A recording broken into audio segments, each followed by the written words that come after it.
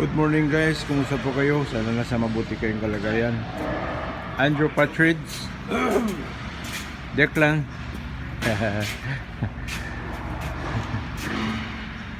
So we got a small job here, and still they are doing the underground cable connection base. Ayan, oh.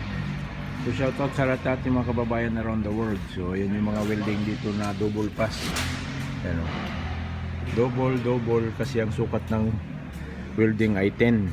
So kailangan mong maobliga ka mag double pass. Yan.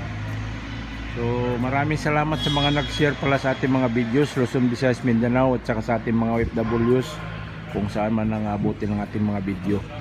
So sa Kawayan City, Isabela, shoutout po sa inyo dyan, sa Bislig City, Surigao del Sur, at saka sa buong mundo. Ayan, thank you guys. Yan po yung ating trabaho ngayon, no? Mga